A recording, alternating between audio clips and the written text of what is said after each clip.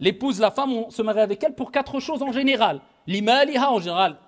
C'est ce qu'il disait, hein, surtout même à l'époque comme à notre époque. Donc les gens prenaient quoi comme critère? Soit son argent, soit sa beauté, soit sa lignée, de quelle famille elle vient, etc. Surtout à l'époque des tribus, il y a des années, c'était les gens qui disaient oui, c'est telle fille de telle tribu, etc. D'ailleurs, même aujourd'hui, hein, encore dans des endroits, on prend ça en considération.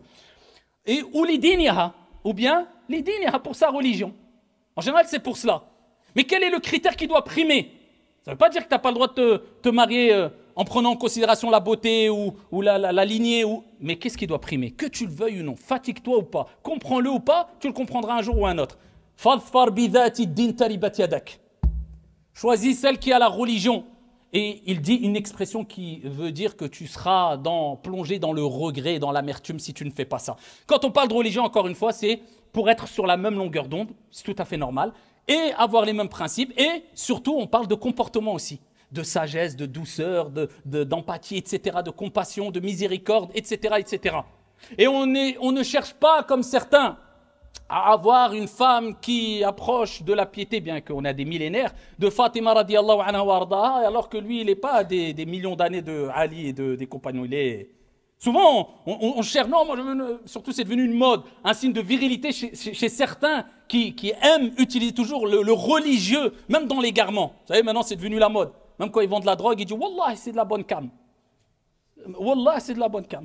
Donc vous savez, après on se dit pourquoi des gens, ils assimilent, ils mélangent tout, ils font des amalgames, islam, arabe, ceci, subhanallah, tu sors le nom de Dieu, même quand tu fais des choses illicites, et certains ils sont à l'ouest, hein. Mais tu dis, ah non, moi mon frère, moi je veux une sœur, masha'Allah, qui muhajjaba, mstoura, ceci, cela. Et lui, quand il fait ce sujoud à la mosquée, tu vois, sarwal, habat, et la haya, la walu, hadith, wa la haraj. Ah, sarwal, ya sahbi. Même quand c'est l'été, lève ton pantalon et tu parles de pudeur, occupe-toi de toi déjà. On veut des gens, mais nous, il n'y a pas de problème, c'est pas grave. Tu as oublié que tu étais concerné par les recommandations, par le comportement, par la bonne moralité aussi. Tu veux, soit on n'a rien sans rien. Et tu auras que ce que tu mérites de toute manière. Al-khabithatu lil-khabithina wal-khabithuna lil-khabithat wat-tayyibatu lit-tayyibina wat-tayyibuna lit-tayyibat. Comme Allah dit dans le Coran, plusieurs explications. Certains parlent de paroles, d'autres disent que c'est les bons avec les bonnes, les mauvais avec les mauvaises. Ala kulli hal. En tout cas, il faut prendre en considération cela. D'accord? Et c'est de faire attention et de rechercher et de rentrer par la porte, pas par la fenêtre, rentrer par des voies licites et pas par des voies TikTok ou Instagram pour trouver sa dulcinée, comme ils disent, ou alors son héros, son cavalier ou je ne sais quoi. Comme on dit souvent, hein, je reprends la parole de je ne sais plus d'où je l'ai entendu, certains se marient sur Instagram, ils divorcent sur TikTok. C'est pas comme ça qu'on va se marier. Même tu vas dire, oui, moi j'ai rencontré maman sur TikTok et j'ai divorcé sur Instagram.